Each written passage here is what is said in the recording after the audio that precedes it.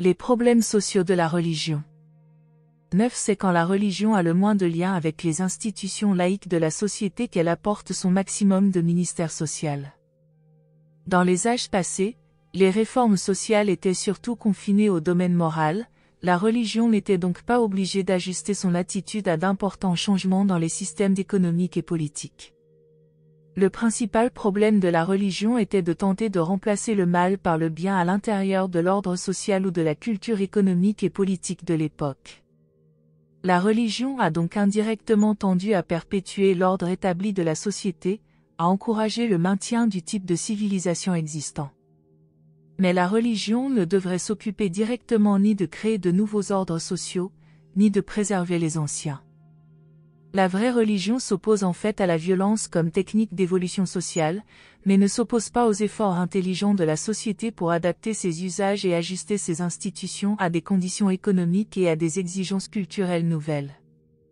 La religion approuva incidemment les réformes sociales des siècles passés, mais, au XXe siècle, elle est nécessairement mise en demeure de s'ajuster à une reconstruction sociale étendue et continue.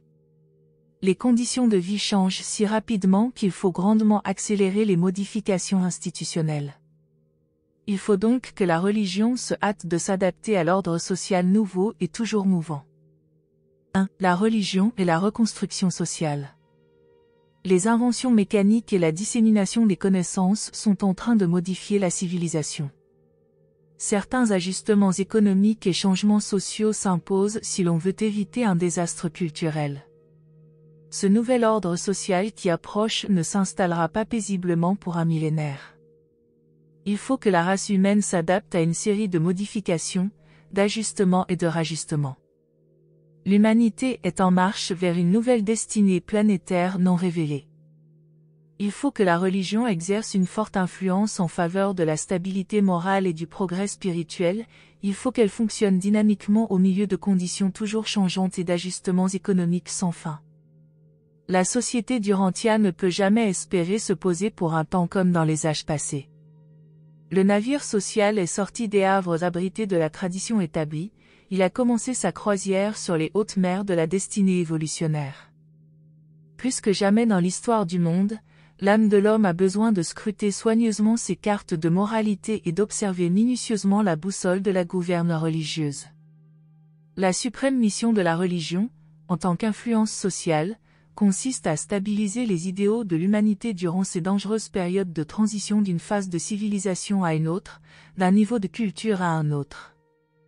La religion n'a pas de nouveaux devoirs à accomplir, mais elle est instamment sollicitée d'agir comme guide avisé et conseiller expérimenté dans toutes les nouvelles situations humaines qui changent si rapidement. La société devient plus mécanique, plus compacte, plus complexe et extrêmement interdépendante. La religion doit se manifester pour empêcher ces étroites associations nouvelles de se faire mutuellement rétrograder ou même de s'entre-détruire.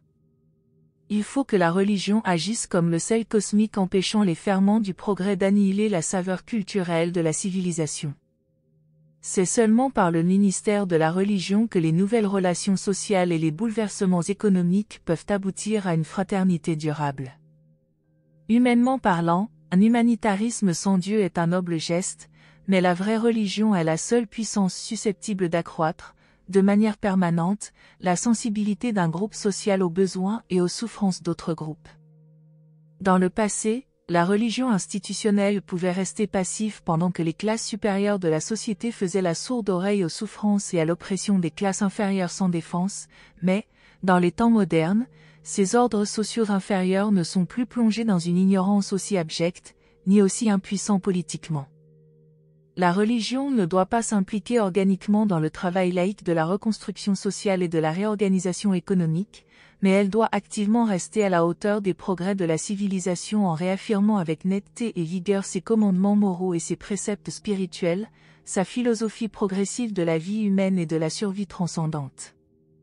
L'esprit de la religion est éternel, mais la forme de son expression doit être remise au point à chaque révision du dictionnaire de la langue humaine. 2. Faiblesse de la religion institutionnelle.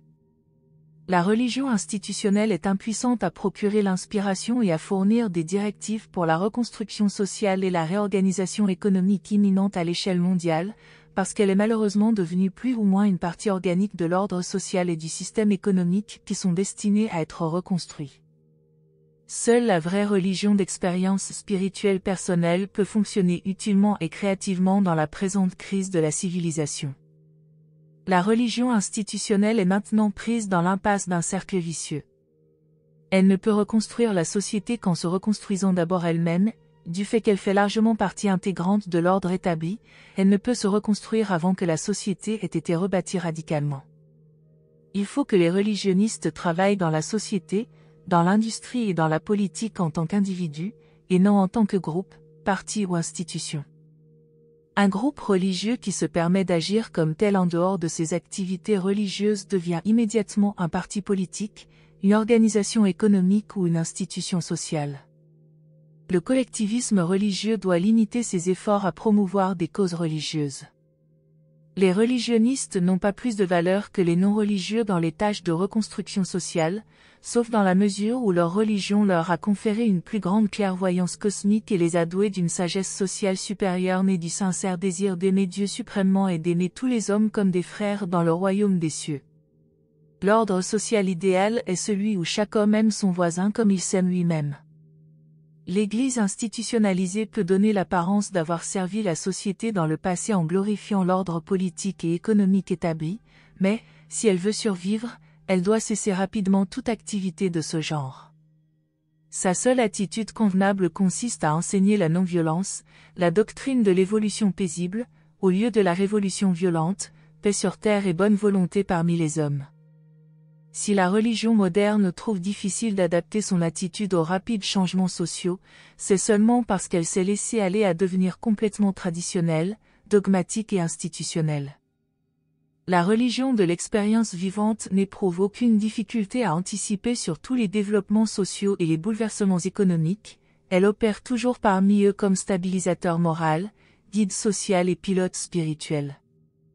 La vraie religion transporte d'un âge à l'autre la culture valable et la sagesse née de l'expérience consistant à connaître Dieu et à s'efforcer de lui ressembler.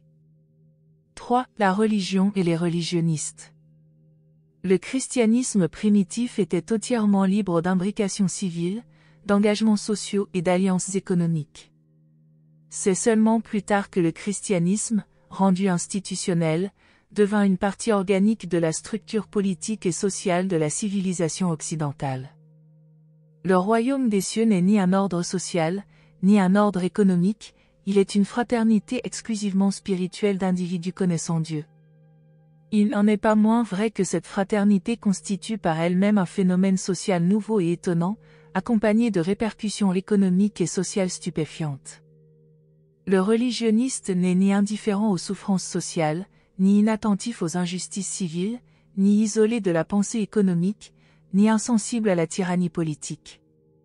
La religion influence directement la reconstruction sociale, parce qu'elle spiritualise et idéalise chaque citoyen individuellement.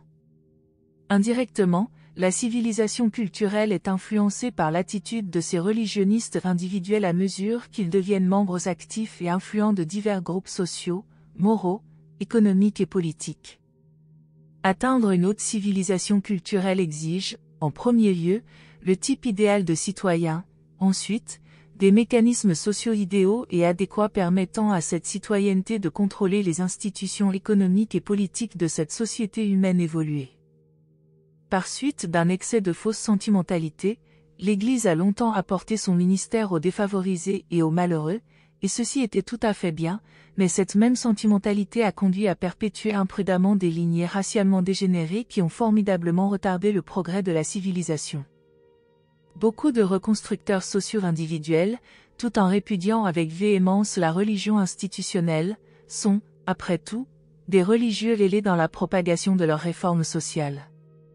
C'est ainsi qu'une motivation religieuse personnelle et plus ou moins reconnue joue un grand rôle dans le programme de reconstruction sociale de nos jours.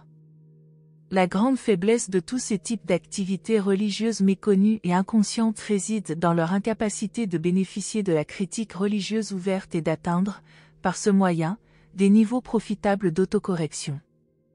Il est de fait que la religion ne se développe que si elle est disciplinée par une critique constructive, amplifiée par la philosophie, purifiée par la science et nourrie par une loyale camaraderie.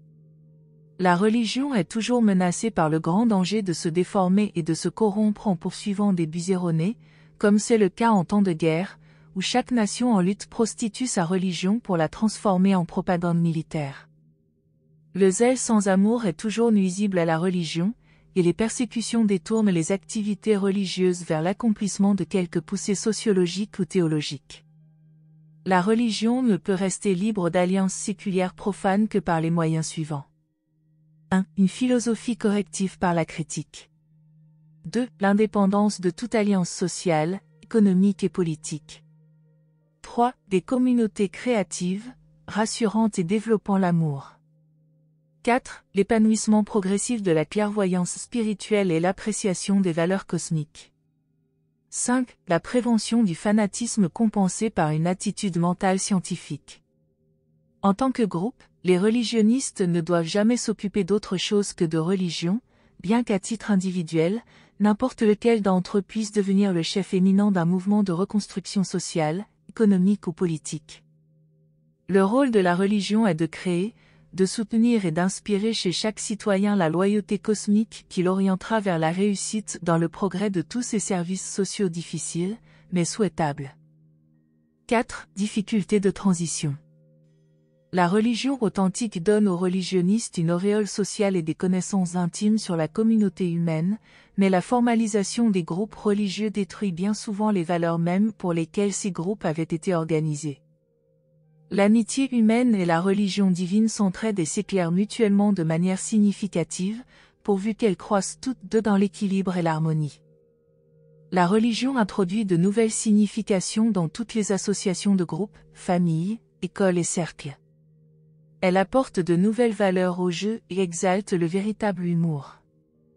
La fonction de direction sociale est transformée par la clairvoyance spirituelle. La religion empêche tous les mouvements collectifs de perdre de vue leurs véritables objectifs. Au même titre que les enfants, la religion est le grand facteur d'unification de la vie de famille, pourvu qu'elle soit une foi vivante et croissante. Il ne peut y avoir de vie de famille sans enfants, on peut en vivre une sans religion, mais ce handicap multiplie énormément les difficultés de cette intime association humaine. Dans les premières décennies du XXe siècle, c'est la vie de famille qui, après la religion personnelle, a le plus souffert de la décadence résultant de la transition entre d'anciennes obédiences religieuses et de nouvelles significations et valeurs émergentes. La vraie religion est une manière significative de vivre dynamiquement face aux réalités ordinaires de la vie quotidienne. Mais, si la religion doit stimuler le développement individuel du caractère et accroître l'intégration de la personnalité, elle ne doit pas être uniformisée. Si elle doit stimuler l'appréciation de l'expérience et servir de valeur d'attraction, il ne faut pas qu'elle soit stéréotypée. Si la religion doit promouvoir des loyautés suprêmes, elle ne doit pas être formaliste. Peu importe les bouleversements qui peuvent accompagner la croissance économique et sociale de la civilisation, la religion est authentique et valable si elle entretient chez l'individu une expérience dans laquelle prévaut la souveraineté de la vérité, de la beauté et de la bonté, car c'est là le vrai concept spirituel de la réalité suprême. Par l'amour et l'adoration, elle devient significative en tant que communion avec les hommes et filiation avec Dieu. Après tout, c'est plutôt ce que l'on croit que ce que l'on connaît qui détermine la conduite et domine les réalisations personnelles. La connaissance purement factuelle exerce très peu d'influence sur l'homme moyen, à moins qu'elle ne soit stimulée émotivement. Mais la stimulation de la religion est supra-émotionnelle, elle unifie toute l'expérience humaine sur des niveaux transcendantaux par contact et libération d'énergie spirituelle dans la vie mortelle. Durant les temps psychologiquement troublés du XXe siècle, parmi les bouleversements économiques, les contre-courants moraux et les déchirements sociologiques périodiques accompagnant les transitions orageuses d'une ère scientifique, des milliers et des milliers d'hommes et de femmes sont devenus des pantins, ils sont anxieux, agités, craintifs, incertains et instables.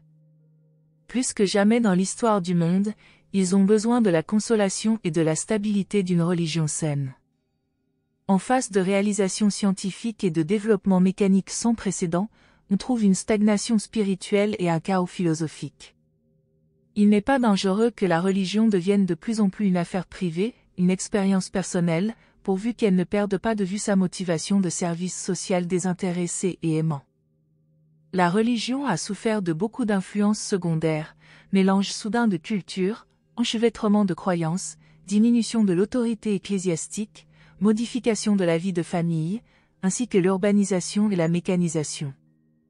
Le plus grand péril spirituel pour les hommes est le progrès partiel, la situation fâcheuse d'une croissance inachevée, abandonner les religions évolutionnaires de la peur sans saisir immédiatement la religion révélatrice de l'amour. La science moderne, et surtout la psychologie, n'ont affaibli que les religions dépendant essentiellement de la peur, des superstitions et des émotions. Une transition est toujours accompagnée de confusion. Le monde religieux ne jouira guère de la tranquillité avant la fin de la grande lutte entre les trois philosophies de la religion qui se disputent la prééminence. 1. La croyance spiritiste en une déité providentielle, de nombreuses religions. 2. Les croyances humanistes et idéalistes de beaucoup de philosophies. 3. Les conceptions mécanistes et naturalistes de beaucoup de sciences. Ces trois approches partielles de la réalité du cosmos doivent finir par s'harmoniser grâce à la présentation révélatrice de la religion, de la philosophie et de la cosmologie qui décrit l'existence trine de l'esprit, du mental et de l'énergie comme provenant de la trinité du paradis et atteignant l'unification spatio-temporelle dans la déité du suprême.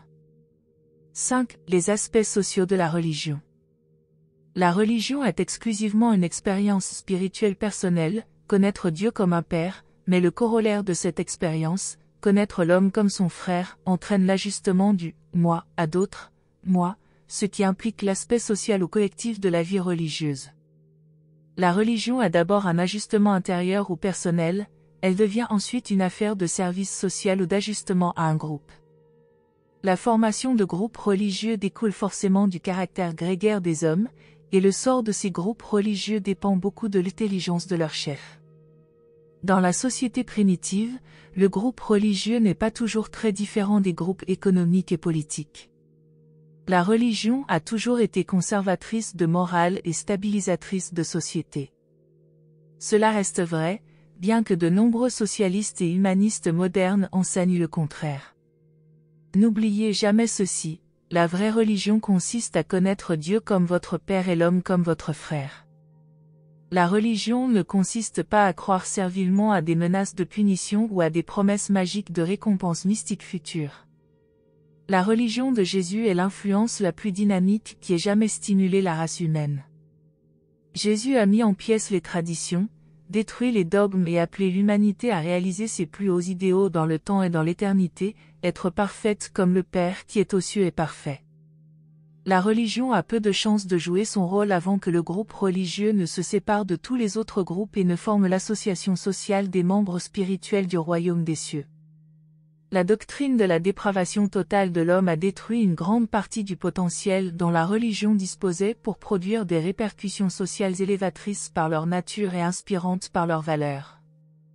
Jésus chercha à rétablir la dignité de l'homme en proclamant que tous les hommes sont enfants de Dieu.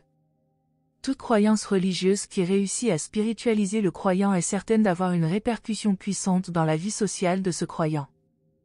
L'expérience religieuse produit infailliblement les « fruits de l'esprit » dans la vie quotidienne du mortel guidé par l'esprit.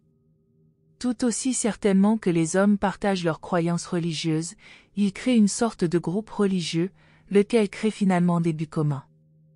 Un jour, les religionnistes se réuniront et se mettront à coopérer réellement sur la base de l'unité des idéaux et des buts, plutôt que de tenter d'y parvenir en se basant sur des opinions psychologiques et des croyances théologiques.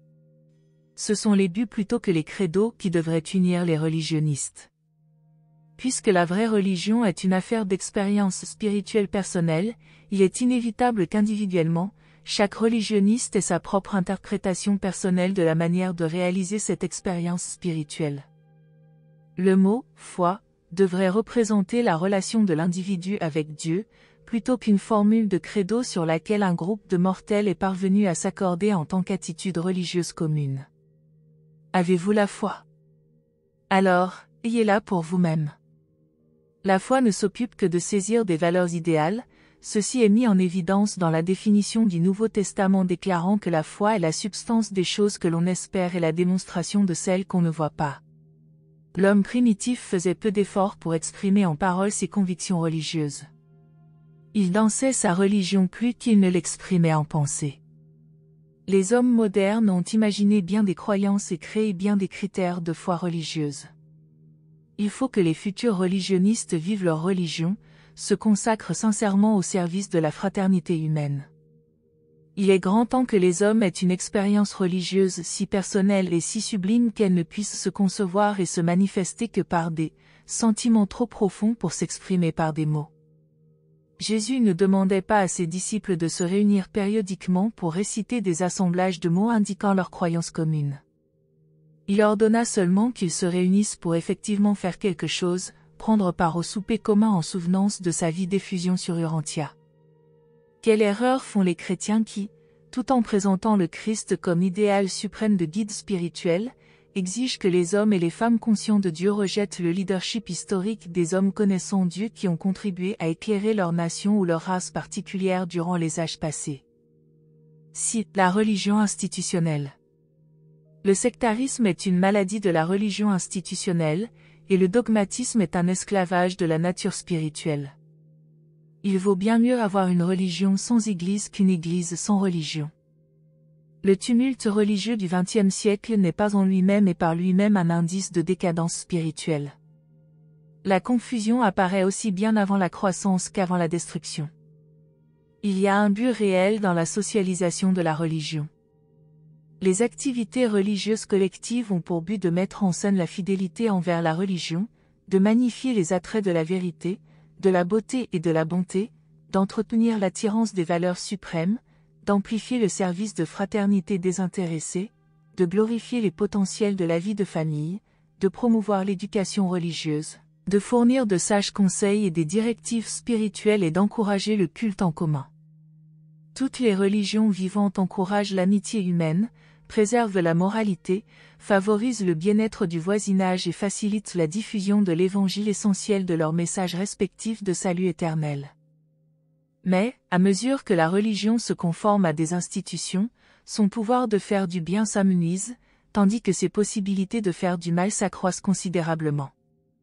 Les dangers de la religion formaliste sont les suivants: fixation des croyances et cristallisation des sentiments, accumulation des droits acquis avec accroissement de la sécularisation, tendance à uniformiser et à fossiliser la vérité, religion détournée du service de Dieu au service de l'Église, penchant des chefs à devenir administrateurs au lieu de ministres, tendance à former des sectes et des divisions en concurrence, établissement d'une autorité ecclésiastique oppressive.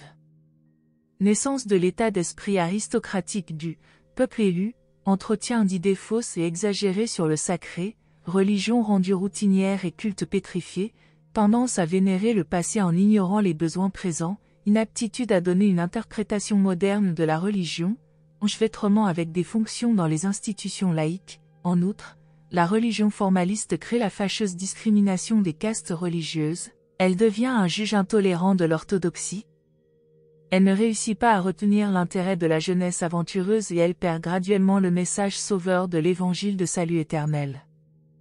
La religion officielle freine les hommes dans leurs activités spirituelles personnelles au lieu de les libérer pour un service plus élevé de bâtisseurs du royaume. 7. Apport de la religion. Les églises et tous les autres groupes religieux devraient se tenir à l'écart de toute activité laïque, mais, en même temps, la religion ne doit rien faire pour gêner ou retarder la coordination sociale des institutions humaines. La vie doit continuer à croître en signification, l'homme doit poursuivre sa réforme de la philosophie et sa clarification de la religion. Il faut que la science politique reconstruise l'économie et l'industrie par les techniques qu'elle apprend des sciences sociales et par la clairvoyance et les motifs fournis par la vie religieuse. Dans toute reconstruction sociale, la religion apporte une fidélité stabilisatrice envers un objet transcendant, un but équilibrant situé au-delà et au-dessus de l'objectif temporel immédiat. Au milieu des confusions d'un environnement qui change rapidement, l'homme mortel a besoin d'être soutenu par une vaste perspective cosmique. La religion inspire à l'homme le courage et la joie de vivre sur terre, elle unit la patience à la passion, la clairvoyance au zèle, la sympathie au pouvoir et les idéaux à l'énergie. Jamais un homme ne peut prendre une décision sage sur des questions temporelles ni transcender l'égoïsme des intérêts personnels, à moins de méditer en présence de la souveraineté de Dieu et de faire entrer en ligne de compte les réalités des significations divines et des valeurs spirituelles. L'interdépendance économique et la fraternisation sociale conduiront finalement à la fraternité. L'homme est naturellement un rêveur, mais la science le dégrise et permet à la religion de l'animer en risquant alors beaucoup moins de précipiter des réactions fanatiques. Les nécessités économiques lient l'homme à la réalité, et l'expérience religieuse personnelle amène le même homme face à face avec les réalités éternelles d'une citoyenneté cosmique en expansion et en progrès constant. Présenté par un Melchizedek de Nébadon. Merci de nous avoir rejoints aujourd'hui, et je vous retrouve bientôt pour une nouvelle exploration passionnante.